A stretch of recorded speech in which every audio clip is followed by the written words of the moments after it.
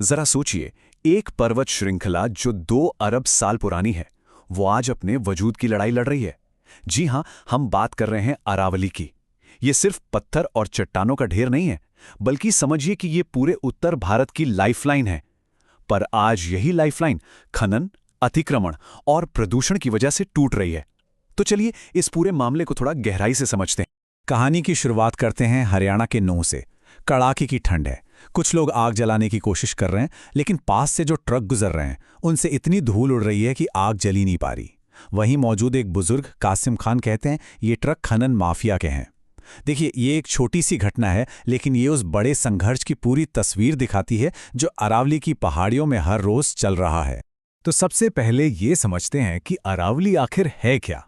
देखिए, ये कोई छोटी मोटी पहाड़ी नहीं है। ये लगभग 650 किलोमीटर लंबी एक पर्वत श्रृंखला है जो दिल्ली, हरियाणा, राजस्थान से लेकर गुजरात तक फैली हुई है। इसमें बलुआ पत्थर, चूना पत्थर, संगमरमर और तांबा जस्ता जैसे खनिजों का भंडार है। और सच तो ये है कि यही खजाना 1990 के दशक से इसके विनाश का कारण बन गया है। लेकिन अरावली सिर्फ खनिजों का एक सोर्स नहीं है।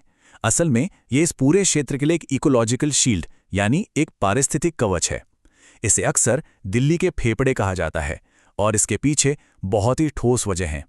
आइए जरा देखते हैं कि हमारे लिए इतनी जरूरी क्यों है। और इसकी अहमियत को समझने के लिए जरा इसके इतिहास पर नजर डालिए। अरावली करीब करीब 2 अरब साल पुरानी है। हाँ, आपने सही सुना, ये पृथ्वी की सबसे पुरानी पर्वत श्रृंखलाओं में से एक है। तो ये सिर्फ एक पहाड़ नहीं, बल्कि एक जीती जागती भूवैज्ञानिक विरासत है जिसे हम खोने की कगार पर हैं। तो अरावली हमारे लिए 4 बहुत बड़े काम करती है। पहला, ये एक क्लाइमेट रेगुलेटर है, यानी जलवायु को नियंत्रित करती है। दूसरा, ये थार रेगिस्तान और दिल्ली एनसीआर के बीच एक दीवार की तरह खड़ी है जो रेगिस्तान को आगे बढ़ने से रोकती है। तीसरा, ये एक बहुत बड़ा वाटर रिचार्ज जोन है, मतलब जमीन के नीचे पानी पहुंचाती है जिससे करोड़ों लोगों की प्यास बुझती है। और चौथा, और शायद सबसे अहम, ये दिल्ली एनसीआर के जहरीले प्रदूषण को सोखकर फेफड़ों की तरह काम करती है। अब क्योंकि ये पर्वत इतना जरूरी है, तो इसे बचाने की लड़ाई अब अदालतों में पहुंच चुकी है। और ये एक बहुत लंबी और उलझी हुई कानूनी जंग है जिसमें कई हैरान करने वाले मोड़ आ चुके हैं। तो देखिए, ये जो कानूनी लड़ाई है ना, ये काफ़ी उतार चढ़ाव भरी रही है। कहानी शुरू होती है 2009 में, जब सुप्रीम कोर्ट ने हरियाणा के कुछ जिलों में माइनिंग पर पूरी तरह से बैन लगा दिया। ये एक बहुत बड़ी जीत थी। लेकिन फिर आता है नवंबर 2023, जब कोर्ट एक एक्सपर्ट पैनल की दी हुई अरावली पहाड़ी की एक नई और काफ़ी विवादित परिभाषा को मान लेता है। इससे तो भाई हंगामा ही मच गया। खैर, इतना विरोध हुआ कि दिसंबर 2023 में कोर्ट को अपने ही आदेश पर रोक लगानी पड़ गई। तो ये विवादित परिभाषा थी क्या? इसके मुताबिक अरावली पहाड़ी सिर्फ उसे माना जाएगा जिसकी ऊंचाई जमीन से कम 100 मीटर हो। पर्यावरणविदों ने तुरंत खतरे की घंटी बजा दी। उन्होंने कहा कि ये नियम तो निचली पहाड़ियों को कानूनी सुरक्षा के दायरे से ही बाहर कर देगा और उन्हें सीधे सीधे खनन के लिए खोल देगा। और ये खतरा कितना बड़ा है, इसका अंदाजा आपको राजस्थान के इन आंकड़ों से लगेगा। देखिए, कुल पहाड़ियां हैं 12,000 से भी ज्यादा, लेकिन इस नए 100 मीटर वाले नियम के हिसाब से सिर्फ 1048 पहाड़ियां ही पहाड़ी मानी जाएंगी। मतलब साफ साफ 90% से ज्यादा पहाड़ियां वो खनन के लिए खुल जाती बिना किसी कानूनी रोक टोक के। कितना बड़ा खतरा है ये। अब इस पूरी कानूनी और पर्यावरण की बहस के बीच वो लोग हैं जो इन पहाड़ों की तलहटी में रहते हैं, जिनकी जिंदगी और रोजी रोटी सीधे तौर पर इससे जुड़ी है। उनके लिए ये सिर्फ एक बहस नहीं, बल्कि रोज की हकीकत है। मेवात आरटीआई मंच के अध्यक्ष राजुद्दीन मेव बताते हैं कि खनन की वजह से इलाके में पानी का लेवल बहुत नीचे चला गया है। इसका सीधा असर खेती पर पड़ा है, पैदावार बहुत कम हो गई है। और ये उस नूह जिले में हो रहा है जो नीति आयोग के मुताबिक भारत के सबसे पिछड़े जिलों में से एक है। तो किसानों के लिए ये एक और बड़ी चुनौती है। और यहीं पर एक बहुत बड़ी सामाजिक आर्थिक दुविधा सामने आती है। एक तरफ अरशद जैसे पत्थर काटने वाले हैं जो कहते हैं कि अगर पहाड़ काटना बंद हो गया तो उनके बच्चे क्या करेंगे, चोरी या छोटे मोटे अपराध। तो दूसरी तरफ राजीव सैनी जैसे सामाजिक कार्यकर्ता हैं जो कहते हैं कि जब से खनन रुका है, गांव के नौजवानों ने पढ़ाई शुरू कर दी है और उन्हें सरकारी नौकरियां भी मिल रही हैं। 2 बिल्कुल अलग तस्वीरें हैं।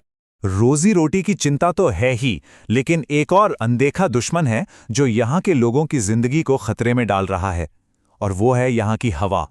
अलवर के लालावांडी गांव के एक निवासी का बयान है कि गांव के लगभग आधे लोग सांस की बीमारियों या स्किन एलर्जी से परेशान हैं। और राजस्थान, जो देश का 70% सैंडस्टोन पैदा करता है, वहां सिलिकोसिस नाम की फेफड़ों की बीमारी एक बहुत बड़ी समस्या बन गई है, खासकर खनन वाले इलाकों में।